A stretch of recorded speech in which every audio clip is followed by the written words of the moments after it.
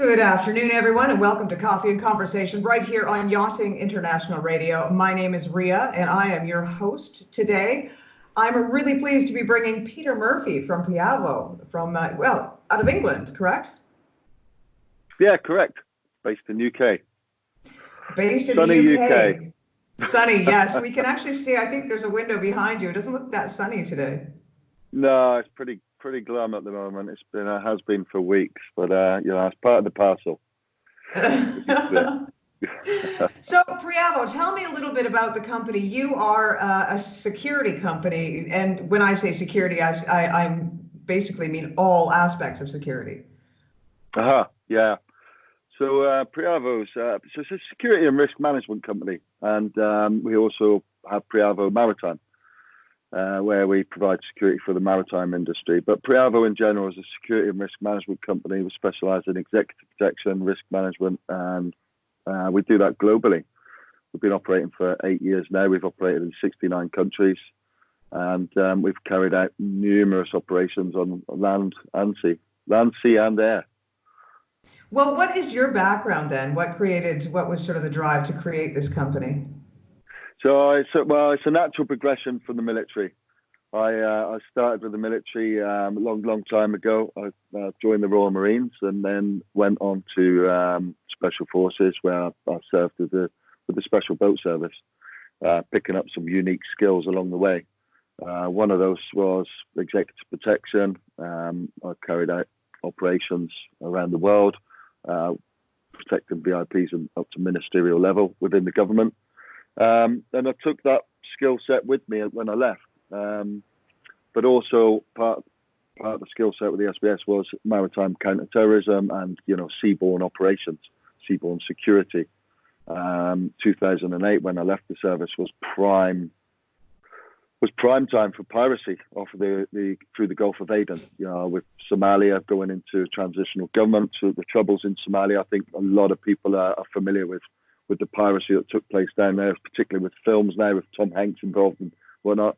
But piracy really kicked off when I left. I got drawn into the maritime security side of things, where we provided armed protection for yachts and vessels going through the Gulf of Aden. Is there other areas? I think I just saw today, actually, via social media, there are still other hotspot areas right now that are quite active with piracy. There's hotspots areas everywhere. And actually, although Somalia quietened down a little bit, there is still a risk going through the Gulf of Aden, with the troubles off of Yemen.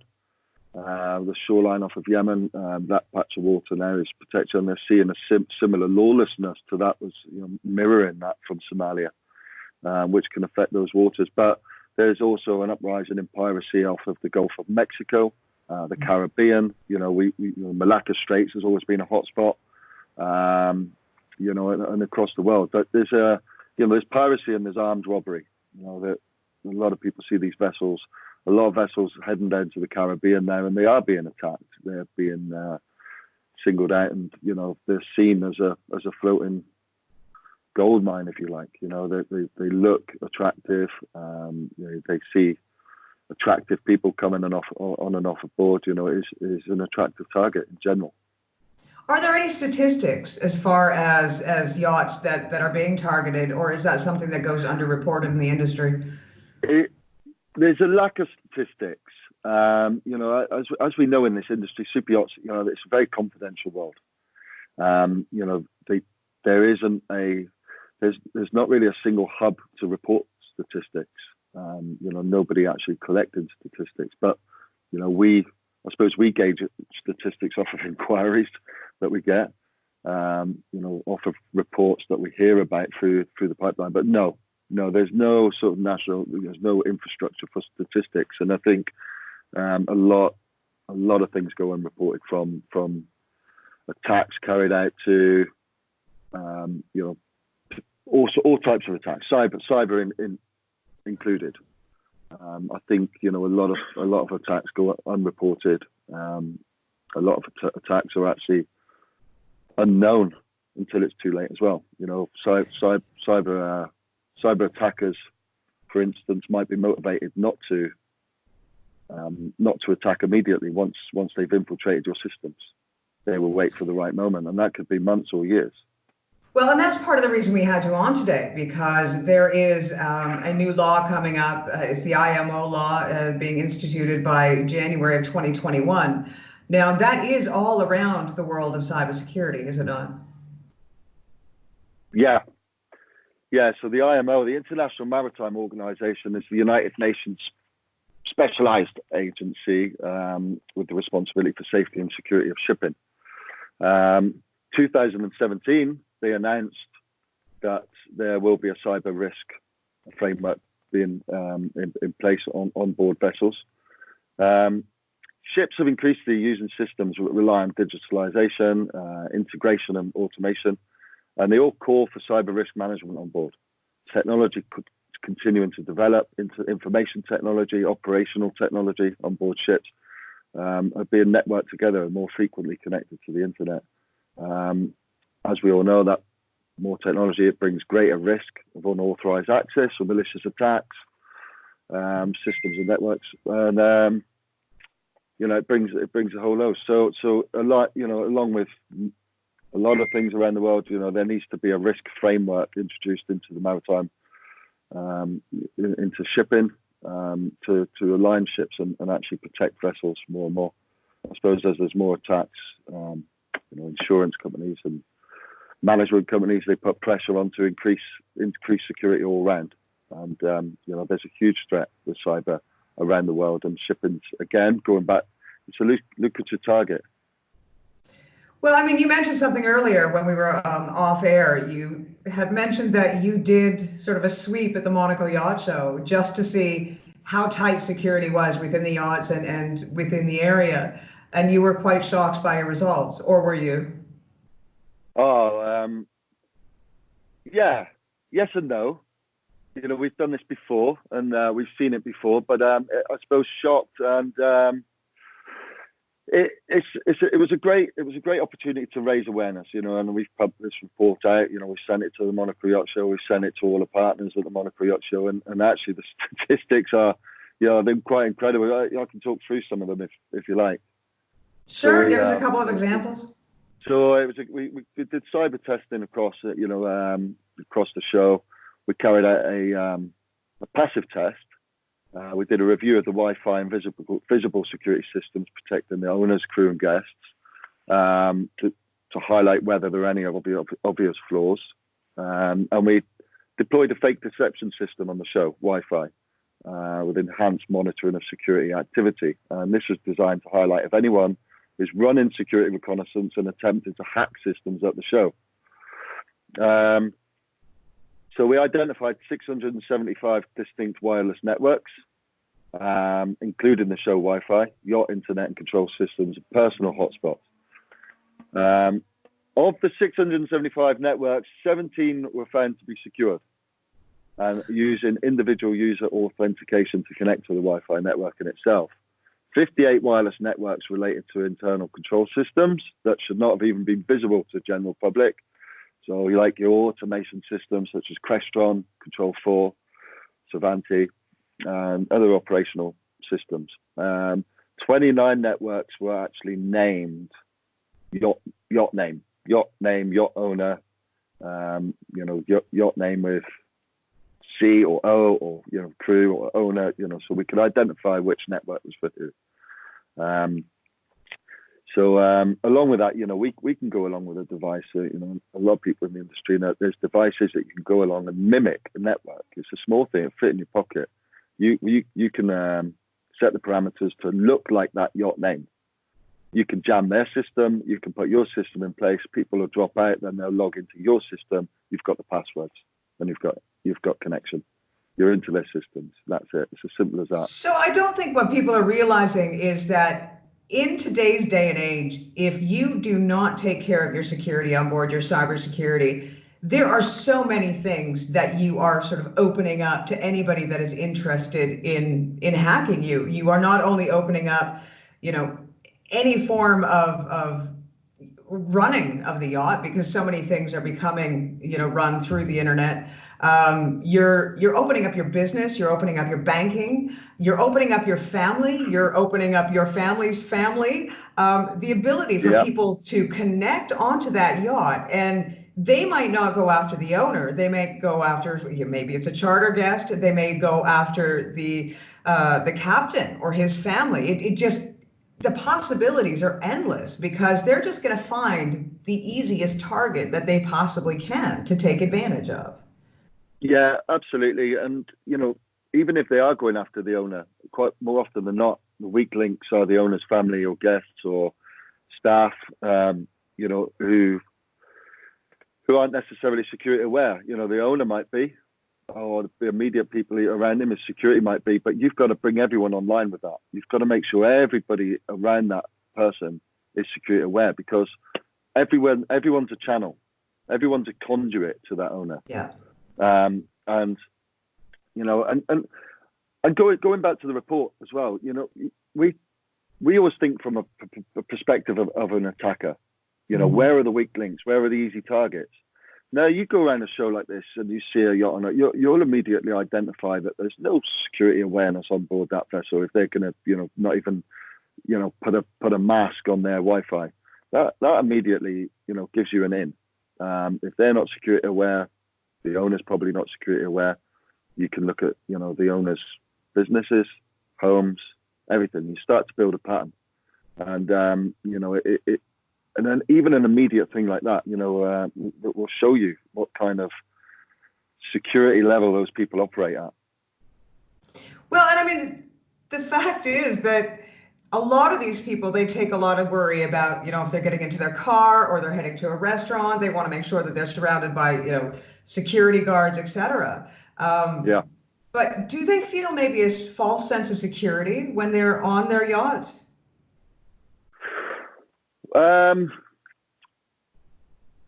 They might, but we don't. And yachts. There's one key thing about yachts. Right? They're all identifiable in location-wise. They all have AIS running. You can find a yacht anywhere in the world, and it is a flaw in my eyes. It's a flaw. It's a flawed system. You used to see it on private jets. You used to be able to track the private jet tail number easily, but they've kind of blocked that now. Now, if we know where that yacht is, we're probably going to know where the owner is going to be at some point. All right, some owners don't visit the yachts that often, but again, it gives you a start point.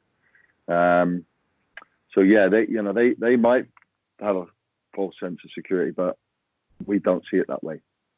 Well, and I mean, I've seen reports recently where somebody said I think it was in Australia, perhaps some naked guy managed to get up on a yacht and steal the flag. Funny, but funny. It's not really funny at the end of the day, because the possibilities of getting up onto a yacht and hiding cameras, or implementing those devices that you were talking about earlier within the yacht in order to put in your own system so that you can track all of the cyber stuff that is going on. Is there a possibility that maybe the crew can actually be just better trained in general to keep an eye out for security issues and security risks? Yeah, absolutely. And you raise a good point. Somebody running on board naked, it's funny, but it's serious. We from our background, we used to carry out operations, and we would board vessels. We would do that overt, covert.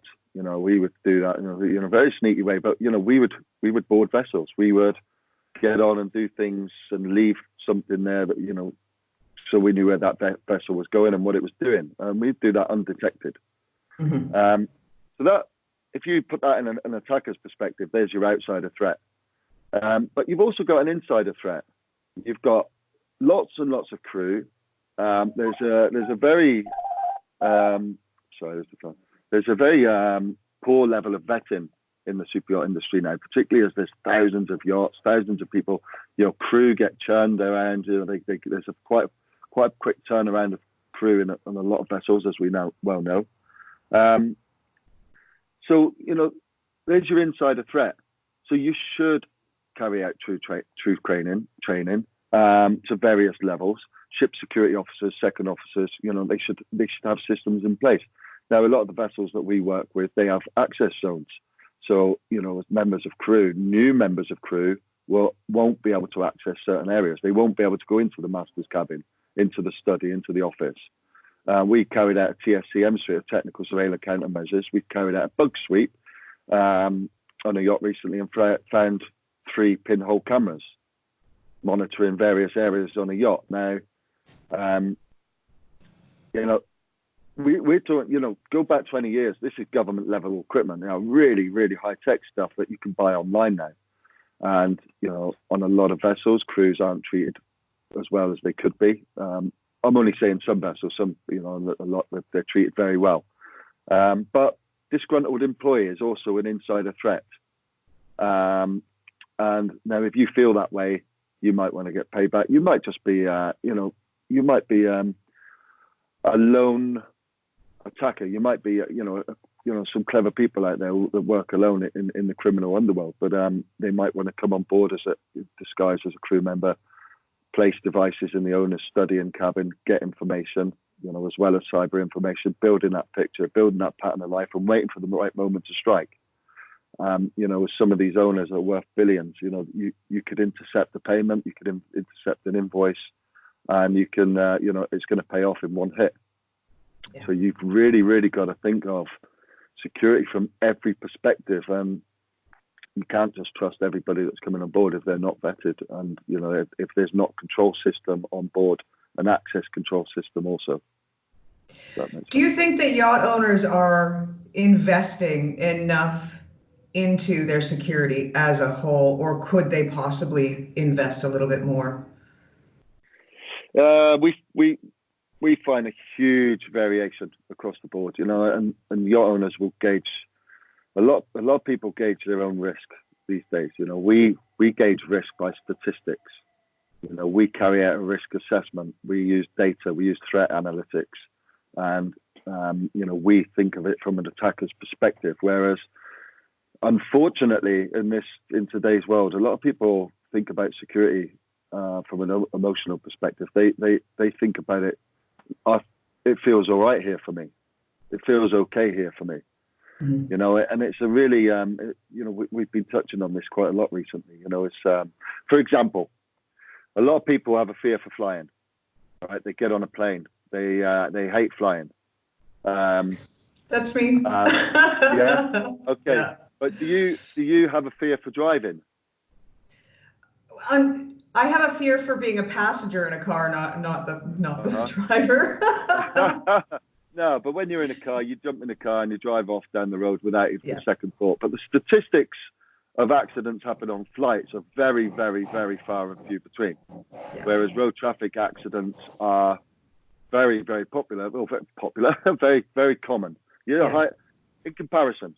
Yeah. So it's emotions getting in the way. It's you thinking you're all right in this space. And unfortunately, a lot of people in the corporate industry, we find CEOs of huge billion-dollar organizations wouldn't dream of making an investment without the data and statistics and actual facts. Whereas, they'll go off and think it's all right, it's safe here. So it's, people think about security in the wrong manner, and they don't gauge.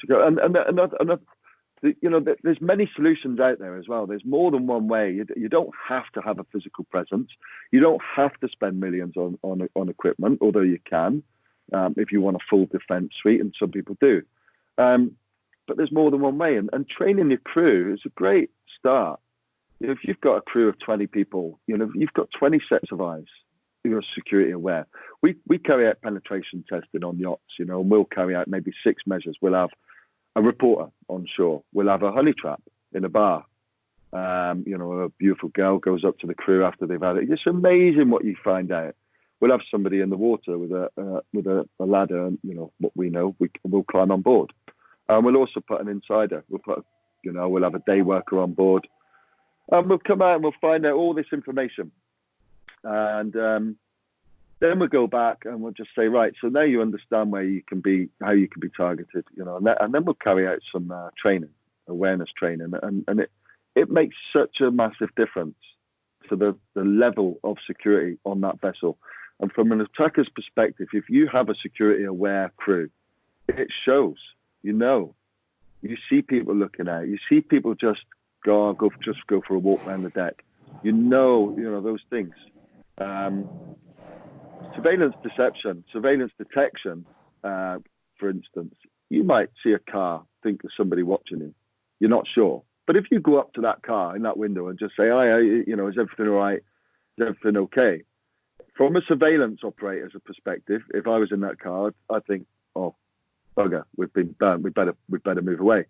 But you don't know whether they are or not, but you can go and do that, so you can carry out small measures that make you security aware, and less of a target. So I think I mentioned earlier, negativity migrates to the path of weakest resistance. Now, any security posture or any additional measures that you can put in place will help.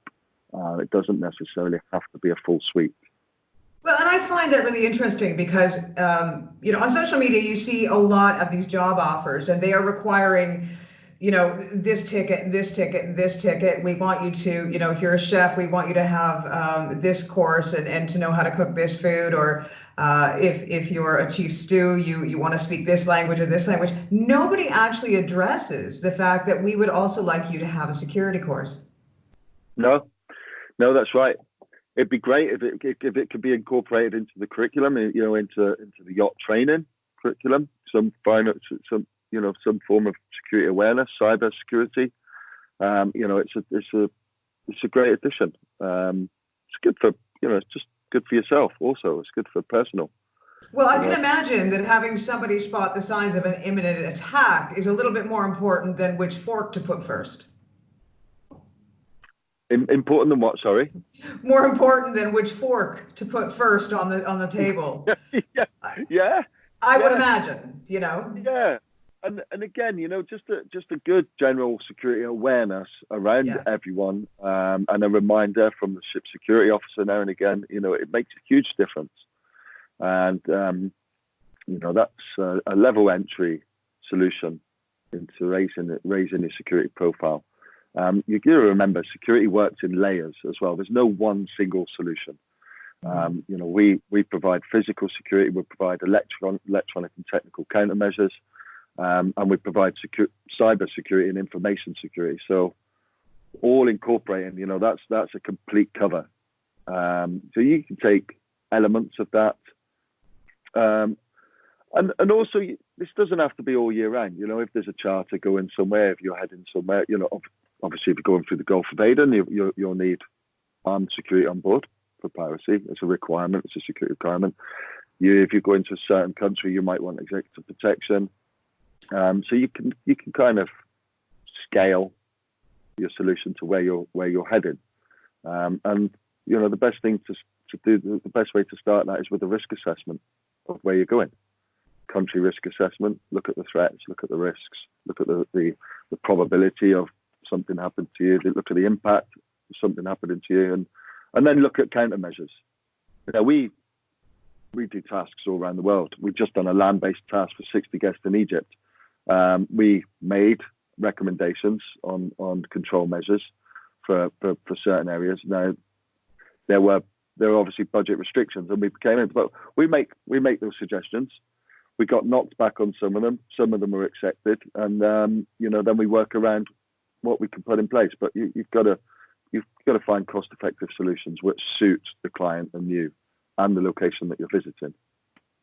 Well, I guess generally speaking, if they take the time just on a daily basis to make sure that their crew is trained to keep an eye out for security risks, and say they're in a marina somewhere and it's not a big deal, and then of course having a company that they can contact if they are going to be going through areas or to make sure that the areas that they are doing a crossing in, for example, are safe enough, or they need to increase the risk. But that should be a call that they are always aware needs to be made prior to even moving the yacht. Yeah, absolutely. And we have found that some people don't think about security. Some people just don't. They don't think about security from our perspective. All right, I've been exposed to a lifetime of security incidents, and which has raised my awareness, and I have a completely different view on things. But more often than not, we find that a lot of vessels, captains, owners don't know who to turn to.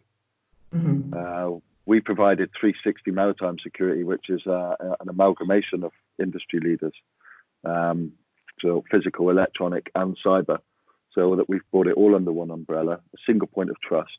As far as we're aware, if you're bringing in different elements, third parties to bring in different elements into your infrastructure, then you're already increasing your risk by bringing third party.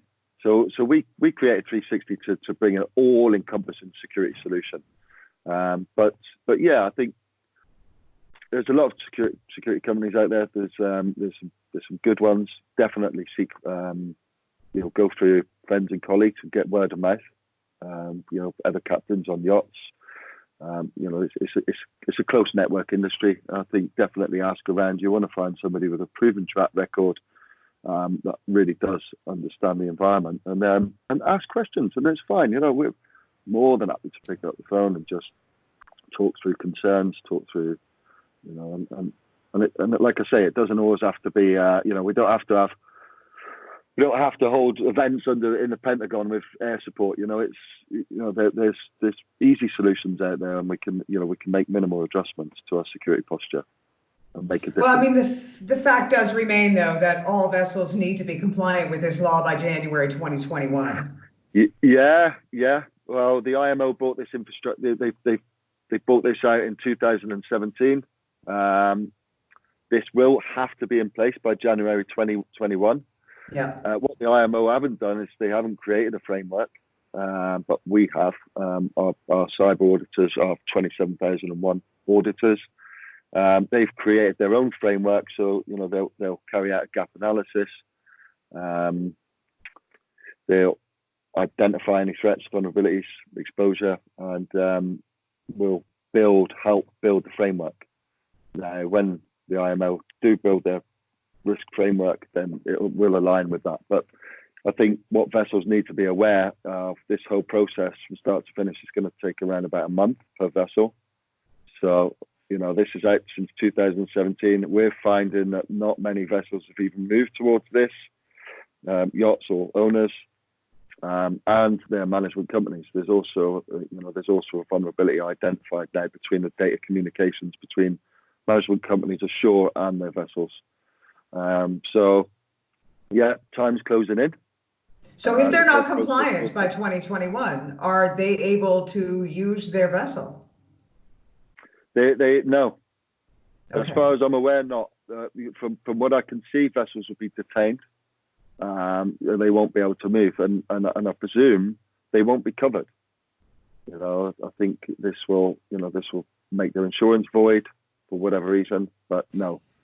So really what that comes down to is that we have, I don't know how many yachts and super yachts that are floating the seas, and they now have just about 12 months to make sure they're compliant to this new law, or their yacht or super yacht is going to be stuck in one spot waiting until a cybersecurity firm can come in and make them compliant with that law. And as you said, it will take 1 month.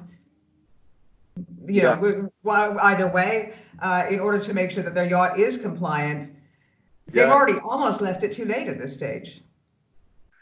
Yeah, we're having stacks of inquiries, now, through management agencies and individual vessels. So we're already stacking up. Like I say, it's a little bit of a similar situation to the GDPR as well. The IMO haven't bought their framework out. So there aren't many cyber security providers out there that will be able to write this framework as we do, and actually understand the framework and how to align the vessels with this. So I think there's going to be limitations on getting this in place. So I think everyone needs to pull their finger out, start looking into this, how it's going to affect them, and how quickly they can get this done. But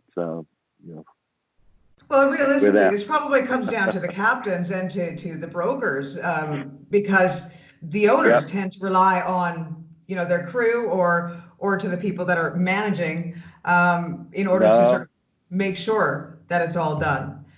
So these people really do need to sort of, as you said, pull their finger out and realize that if they're going to have a charter yacht, for example, that charter yacht is not going to make them any money while it's sitting there for 6 months waiting to be compliant to a law.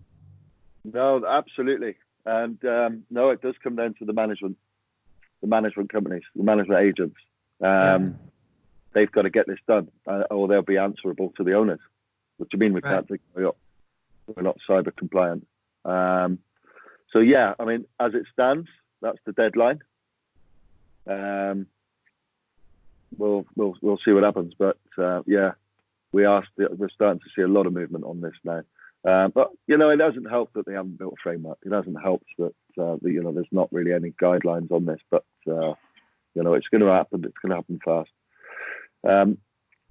Is there any way that people can get a hold of you if they have any questions, or can they send in inquiries and either, you can help them with their answers, or you can suggest somebody that can help them become compliant? Well, absolutely. Now that you ask, I wasn't going to plug, but yeah, we're there. Inquiries at priavosecurity.com.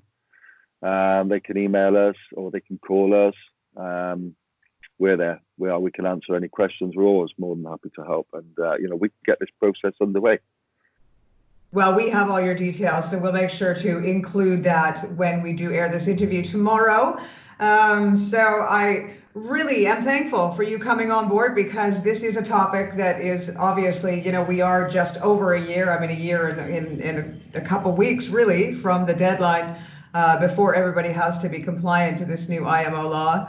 And it's definitely a suggestion that the brokerage companies and managers decide that they need to pull their finger out and get on it. Yeah. Pull the finger out. Well, thank you once again. This has been Peter Murphy from Priavo, and you are a complete security company. It's not just the cybersecurity, but you are also able to give security reports. You're able to provide personnel security, information security, any type of security that is needed. If you are an ultra high net worth individual, you have a yacht, you have a private jet, that kind of thing, you folks do offer all the services that go along with that. All the services, yeah, all encompassing. We provide a complete 360 protection, and we've done so in 69 countries, medium to high risk. And yeah, I don't think there's anything that we can't advise on, and we're more than happy to. Excellent. Well, if I ever need you, I know who to call, which is highly doubtful, but I know who to call. Thank you again, Peter. I wish you an absolutely amazing Thursday afternoon. Thank you so much for coming on board here on Yachting International Radio. We will include the information when this interview airs.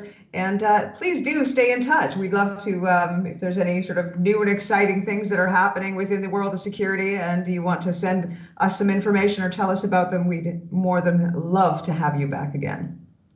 Well, that'd be fantastic, and it'd be great. It'd be great to keep the listeners updated with, what's happening in the world security-wise. Excellent. Thank you once again, Peter Murphy from Priavo. This is Ria for Yachting International Radio. Thank you.